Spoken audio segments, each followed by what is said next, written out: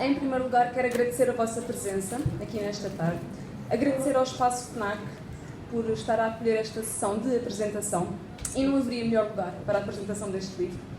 Agradecer ao professor Jorge Humberto Dias, professor e filósofo também, pela sua presença aqui para a apresentação da obra, e como não podia deixar de ser, ao nosso autor Filipe Ferro Calhão, pela construção deste magnífico livro, e vão perceber porquê depois da sua leitura. O meu nome é Iris Pitacas Antunes, sou editora da Emporium editora do Filipe, editora desta obra. Para nós, embora seja só eu a única a estar aqui presente, para toda a equipa da Emporium, este é um dia muito importante para nós, para a editora. Não só por ser o lançamento desta nossa primeira obra filosófica, o nosso primeiro ensaio filosófico, mas também por ser o lançamento do nosso autor Filipe Ferro Calhão, a nossa obra publicada com este autor, sendo também o Filipe um dos nossos primeiros autores publicados. A Emporium Editora surgiu apenas há cerca de 6 meses, mas não é pelo facto de termos apenas 6 meses de existência que nos consideramos uma editora pequena, muito pelo contrário. O trabalho que temos vindo a realizar nestes 6 meses já prova muito o nosso valor. E este valor é provado não só pelos livros que já publicámos, mas também pela qualidade e pela categoria dos autores que já temos no nosso catálogo, digamos assim. Porque sem autores com esta capacidade para fazer e para escrever livros relevantes e que de facto são importantes para ler e que todas as pessoas deviam conhecer mesmo, sem este tipo de autor, a editora nunca poderia chegar a lado nenhum, naturalmente. O nosso objetivo como editora não será publicar um grande número de obras por mês, esse não é o nosso objetivo. O nosso objetivo é apostar em algum tipo de livros, poucos por mês, relevantes, com autores com quem possamos estabelecer relações duradouras e de confiança mútua, e focarmos mesmo no sucesso e no percurso que estes autores poderão vir a ter, porque são de facto autores com muito potencial, que escrevem obras de verdadeira relevância e que não são conhecidos do grande público. Vais lá saber porquê, não é?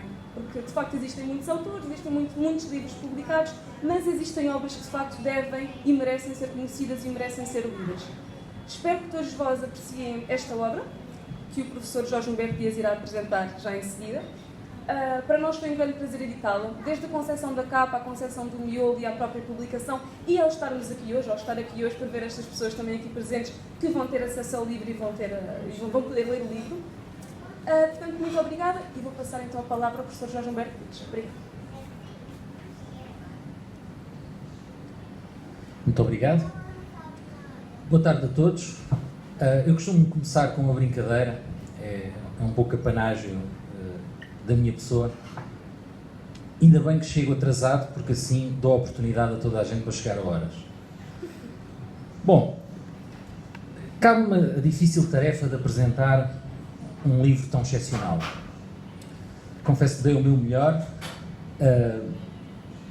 e gostaria de começar, em primeiro lugar, por agradecer ao autor a amabilidade de ter aceito o meu desafio de apresentar o livro. Foi um bocadinho ao contrário. Parecia eu que já estava a adivinhar o conteúdo do livro. Então vou-me antecipar. Não vou deixar o autor convidar, vou eu oferecer-me para apresentar o livro, tentando ser um bocadinho mais livre. Começando por algumas questões mais factuais. O Dr. Filipe Calhão é licenciado em Filosofia pela Universidade de Coimbra, tem 27 anos, é natural de São João da Madeira, é membro da APAF, Associação Portuguesa de Aconselhamento Ético e Filosófico. Ensaio sobre o individualismo foi o seu primeiro livro em 2016.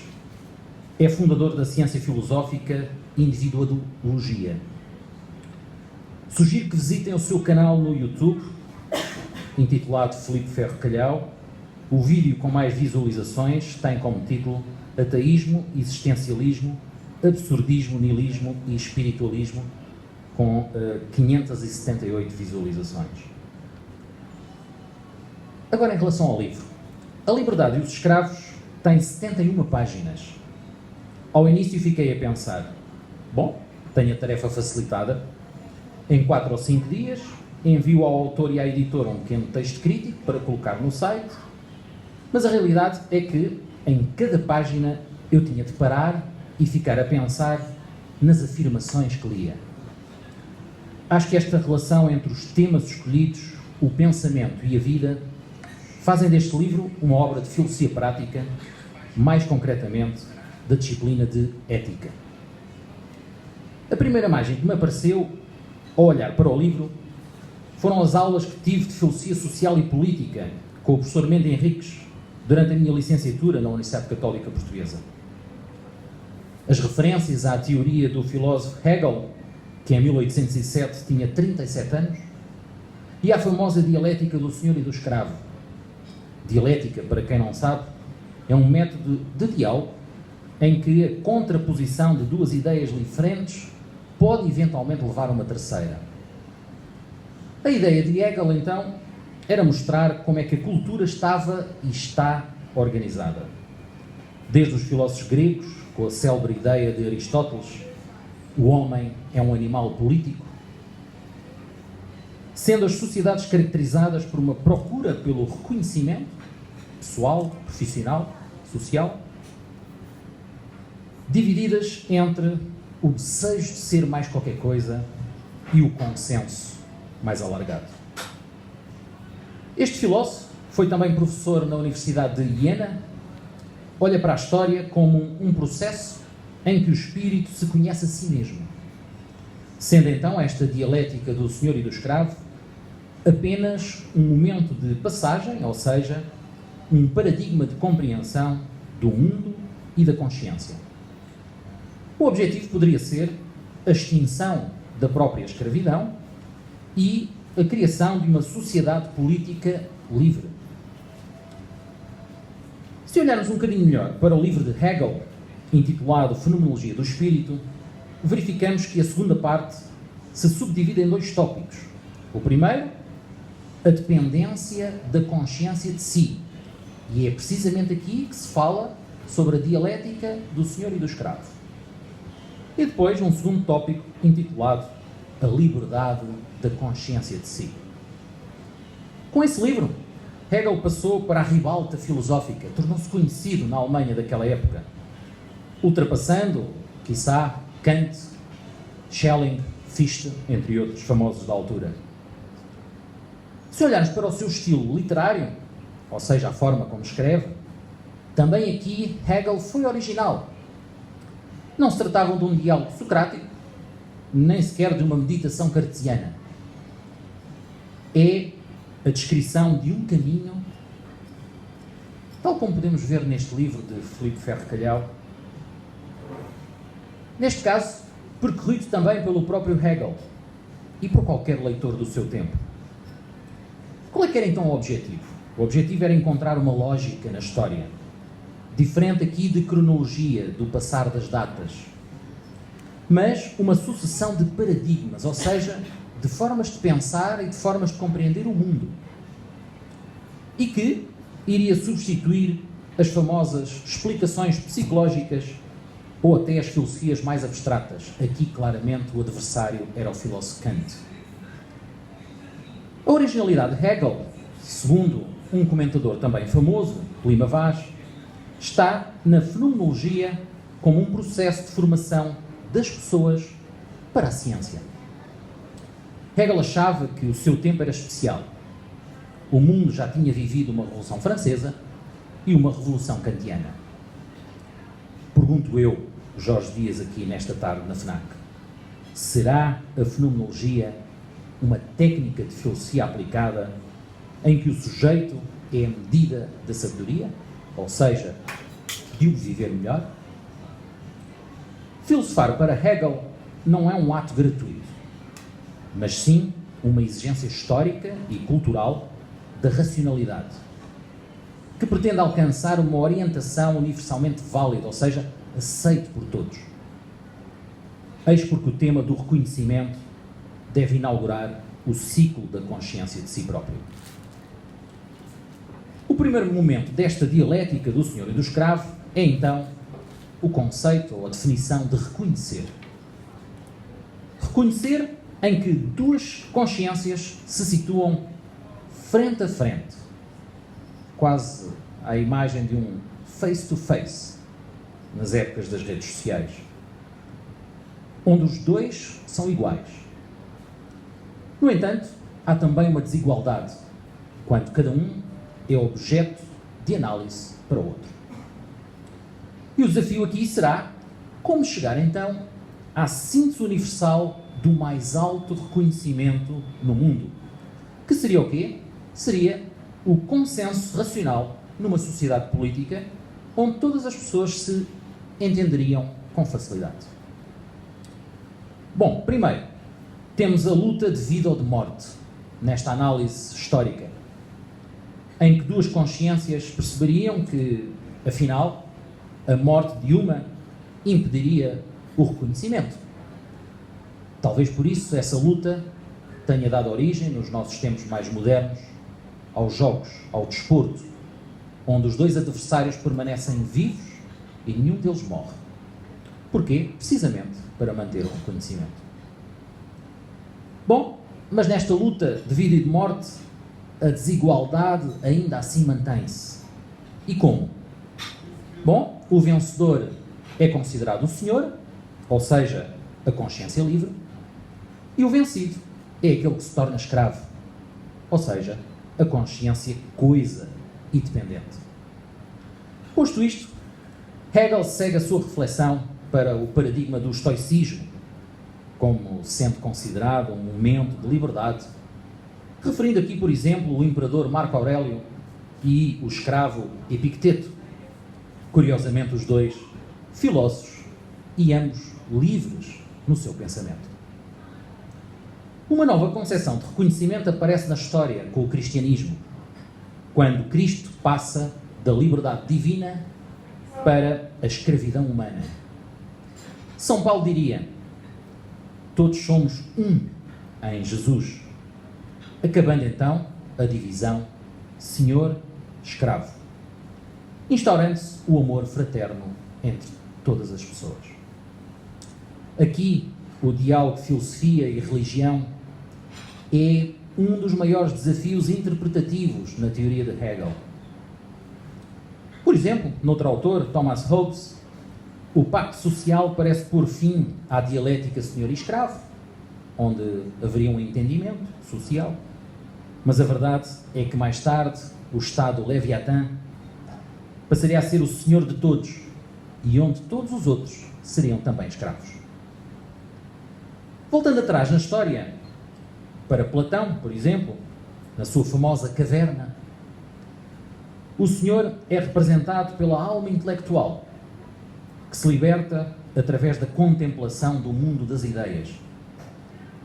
Na página 46 deste livro de Filipe Ferro Calhau, há uma curiosa referência à caverna do escravo. Posto isto, perguntamos: quem é realmente livre? O senhor que necessita do escravo para viver? Ou o escravo que não necessita do senhor para viver? A liberdade realizada é então para o famoso Hegel o direito, tão conhecido de todos nós hoje. E a expressão maior será o consenso racional da sociedade política, que constitui então o Estado. Hegel acreditava que a história revelava um progresso humano na consciência da liberdade. Poderíamos considerar Hegel um otimista. E, portanto, para este autor alemão, a filosofia seria, assim, um saber orientador numa sociedade livre. Posta toda esta reflexão, o livro de Filipe Calhau é claramente um precioso contributo para a formação integral de cada pessoa, aconselhando, de forma subtil ou não, o pensar filosófico como instrumento para a realização da liberdade humana. O diagnóstico que o autor faz é atual e está em sintonia, por exemplo, com o diagnóstico de Desmond Morris, que nasceu em 1928 e tem atualmente 90 anos. Desmond Morris, em 2004, na sua obra A Natureza da Felicidade, dizia que o trabalho é uma nova forma de escravatura, apesar de remunerado. E a felicidade passou a estar circunscrita a pequenos momentos ao final do dia, tendo as pessoas sérias dificuldades em elaborar e concretizar um projeto de vida feliz onde o amor fosse o centro da sua vida. Tendo em atenção as formas de escravatura referidas por Filipe Calhau, assim como os exemplos dados, cito apenas dois, o medo e as dependências, faz sentido o seu lançamento em Portugal, pois, como referiu o professor José Gil, no seu livro famoso também, Portugal Hoje, O Medo de Existir, em 2004, a nossa sociedade é ainda herdeira de uma longa ditadura salazarista, muito presente no funcionamento das nossas comunidades e das nossas instituições, destacando-se a inveja e o medo, novamente. Por outro lado, e tendo em atenção as condições de possibilidade para o homem livre, que Filipe Calhau refere como sendo a humildade, a coragem e a autoconsciência, então, a rejeição dos ídolos fez-me logo lembrar o filósofo Friedrich Nietzsche. A valorização da essência de cada pessoa fez-me também pensar numa questão. Poderão as consultas de aconselhamento filosófico mudar ou ajudar nesse processo de descoberta? Será que podemos identificar essência com vocação? Reconhecendo nesta obra de Filipe Calhau um diálogo bastante pertinente com o aconselhamento filosófico, poderíamos sublinhar, por exemplo, o impacto da escravatura na saúde da pessoa e o facto da cegueira, metafórica, não poder ser considerada uma patologia, mas uma escolha ética, diria. A experiência que tenho nas minhas consultas é precisamente a do abismo, palavra referida neste livro, ou seja, as pessoas só costumam pedir ajuda quando já estão no limite da dor, expressão da página 59. E mesmo assim, quando decide entrar num processo de melhoria, a tendência para o caminho mais fácil é sempre uma constante, página 70. Um bom exemplo é a procura por um medicamento que resolva todos os problemas da pessoa.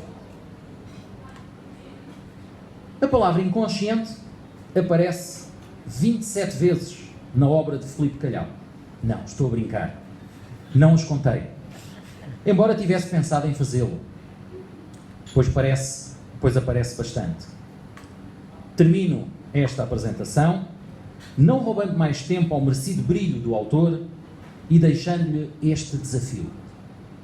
Haverá aqui alguma influência de Freud no seu processo criativo e intelectual? Muito obrigado, mestre Filipe. Passo-lhe a palavra e se calhar é melhor irmos para a rua.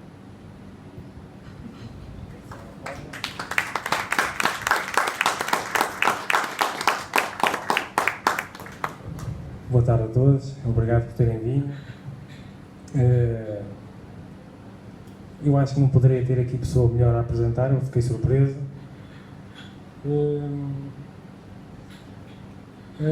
Portanto, obrigado, Jorge Humberto Dias.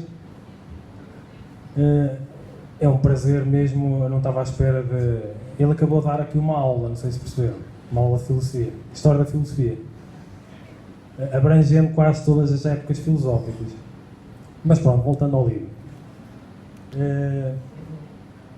A obra Liberdade e os Escravos, ela vem no seguimento de todo um exercício intelectual que eu tenho feito desde que passei por uma crise enquanto adolescente e em que eu fui encostado basicamente à parede pela vida, em que eu ou transformava a minha vida e adquiria autoconsciência, começaria a estudar autoajuda, filosofia, psicologia, de uma maneira ou de outra, ou só restaria o suicídio, que acontece com muitas pessoas.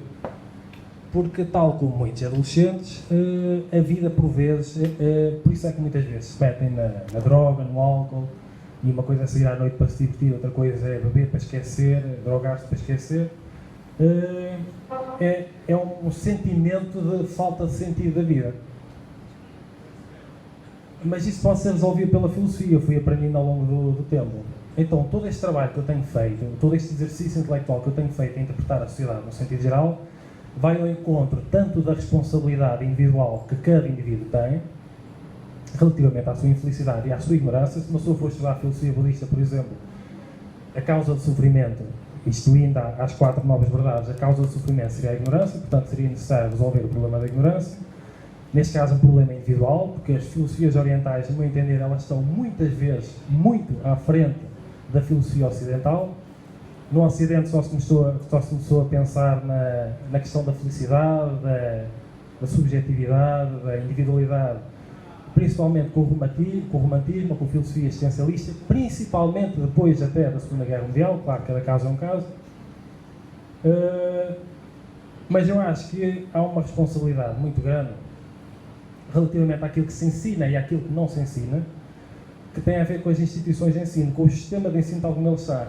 E isto aqui, atenção, isto não é um ataque aos professores. E, no meu entender, a profissão de professor é das mais dignas que existe na sociedade. E ela precisa ser profundamente valorizada. Isto aqui é uma desconstrução do sistema no sentido geral, porque há milhares, milhões de jovens no mundo que crescem e são formados ou formatados, no meu entender, para se tornarem muitas vezes bons profissionais, mais propriamente escravos de sistemas ideológicos decadentes, porque basta ver a quantidade de pessoas que está a sofrer e que está mergulhada em comprimidos porque está profundamente insatisfeita, frustrada, decadente, não se sente bem, e os comprimidos, como toda a gente sabe, não resolvem nada, ansiolíticos, antidepressivos, como depois as pessoas não sabem o que fazer. Porquê é que as pessoas não sabem o que fazer? Porquê é que as pessoas não têm saúde nenhuma, muitas vezes? Porquê é que as pessoas não têm autoestima e vão para o ginásio, muitas vezes, achar que vão adquirir autoestima, quando, se o problema da autoestima é uma questão de falta de independência emocional, a pessoa, quando vai para o ginásio para criar o corpo ideal, a pessoa continua a depender emocionalmente que os outros valorizem, por exemplo, o próprio corpo. Então, desde o início, isto é uma reflexão muito importante no meu entender, não se aprende nas instituições de ensino, no sistema tal como ele está, questões fundamentais para toda a gente, que é felicidade, como ter paz interior, como ter saúde, como saber comer, como saber viver uma vida em harmonia, e todo este tipo de coisas, como ser feliz, como desenvolver autoconsciência, como ter liberdade intelectual, a liberdade dos escravos, como não ser escravo de sistemas ideológicos decadentes que muitas vezes levam as pessoas a pegarem-se a comprimidos porque as pessoas não sabem fazer e faltam muitas vezes conhecimentos filosóficos. E eu acho que isto aqui é uma reflexão profunda que eu faço, que o sistema de ensino, tal como ele está hoje em dia, ele está a criar pessoas doentes. E se uma pessoa faz, mais uma vez, uma análise acerca da filosofia budista, e claro que eu não sou budista, eu procuro aproveitar o melhor que cada filosofia tem para a felicidade das pessoas. Então, neste caso, a filosofia budista, quando define que a causa da ignorância, a causa do sofrimento é a ignorância, ela lembra a importância de uma pessoa adquirir determinados conhecimentos para poder ser feliz. E agora eu coloco a questão, o que é que falta no sistema de ensino que está a criar pessoas profundamente frustradas, insatisfeitas, infelizes e a sofrer? Então, no meu entender, para resolver este flagelo, que é um grande flagelo, porque os nossos filhos, eu não tenho filhos, mas filhos das pessoas que estão aqui, muito provavelmente vão continuar este padrão repetitivo de comportamento sociocultural e não só, e vão virar, muito provavelmente, pessoas, isto não é um pensamento pessimista, isto é eu tenho uma ideia de transformação da sociedade para isto não acontecer. Portanto, não se trata de denunciar algo que está mal, trata-se de dar uma ideia, uma forma de transformar isto para que os nossos filhos, nesse caso eu não tenho filhos, mas as próximas gerações venham aí, elas tenham mais conhecimentos filosóficos para poderem ser felizes. E para poderem potenciar dentro deles mesmos a questão fundamental que é a liberdade intelectual, a curiosidade intelectual e a independência intelectual, para não saírem de lá pessoas formatadas, no meu entender, muitas vezes, para se tornarem escravas, muitas vezes, de sistemas ideológicos decadentes, escravas de indústrias de produção a serem tratadas como escravas, por isso, e as pessoas não sabem o que fazer, porque as pessoas estão frustradas, insatisfeitas, infelizes e sujeitam-se a uma vida decadente. E depois, para tentar resolver isso aí, como não transformam a própria vida, a única solução que encontram é tomar comprimidos. Mais uma vez, não resolve a vida, porque os comprimidos que uma pessoa toma, eles não transformam a nossa vida. Então, esta dialética relativamente à liberdade e os escravos, tem muitas vezes a ver. Este escravo é aquele que ignora a própria liberdade de forma inconsciente, não faz uso da liberdade que tem, embora a liberdade seja inerente, para transformar a sua vida. Então, este exercício intelectual, este ensaio, serve para potenciar a toda a gente, incentivar a sua liberdade que já lhe é inerente, fazer uso dessa liberdade para não se tornar, porque muitas vezes uma pessoa está frustrada, insatisfeita, infeliz, e não percebe que a razão para isso tem a ver com crenças, com ideias, com escolhas que realiza de forma inconsciente por causa de comportamentos que incorporou e por causa de comportamentos que imita de forma inconsciente. Ora, aí está a palavra inconsciente, foi muito usada. E nós, para transformarmos, ou para transitarmos de um estado de infelicidade para um estado de felicidade, nós precisamos colocar isso em causa. Precisamos fazer uso da liberdade que nós temos para pensar. E fica aqui, pronto, eu não quero prolongar muito. Eu acho que a apresentação aqui do professor, do senhor doutor professor Jorge Humberto Dias, a minha apresentação fica muito aquém da sua apresentação, sinceramente. Porque além de apresentar o livro, ele colocou aqui muita história da filosofia, e foi basicamente uma aula de filosofia que o senhor professor deu. Portanto, toda a minha apresentação ficará um bocadinho aquém. Seja como for, eu agradeço a presença, agradeço profundamente a presença de todas as pessoas que aqui estão, principalmente o professor Dr. Jorge Humberto Dias e da Iris Pitacas, a minha editora, que foi editora da primeira obra e é editora agora da segunda obra. Portanto, muito obrigado a todos por terem vindo e continuação de voltar. E se quiserem adquirir o livro... Sim, bom, então, se quiserem adquirir o livro, basta virem primeiro aqui ao autor para que ele possa assinar. O Filipe vai ficar aqui sentado um bocadinho para assinar os livros e depois pagar a saída da FNAC como qualquer outra obra. Portanto, muito obrigada e acho que após esta apresentação todos percebemos a importância e a relevância deste tipo de livro, não só para a nossa vida, aliás, para a nossa vida todos os dias, digamos assim. Não é de toda uma perda de tempo ler esta obra, pelo contrário, eu acho que não saímos a mesma pessoa depois de a ler, vamos nos sentir todos muito mais enriquecidos. Espero que gostem. Muito obrigada. Se alguém tiver alguma dúvida, desculpa, obrigado. Se alguém tiver alguma dúvida, pode colocar, está à vontade. É difícil. Depois da leitura devem surgir dúvidas. Depois da leitura devem surgir dúvidas. Comprem o livro, leem e depois podem colocar dúvidas. Eu tenho um canal do YouTube com o nome Filipe Ferro Calhau. Tenho lá mais de 300 vídeos a falar acerca de filosofia, portanto é só ir ao YouTube e conhecer o meu trabalho. Muito obrigado a todos, mais uma vez.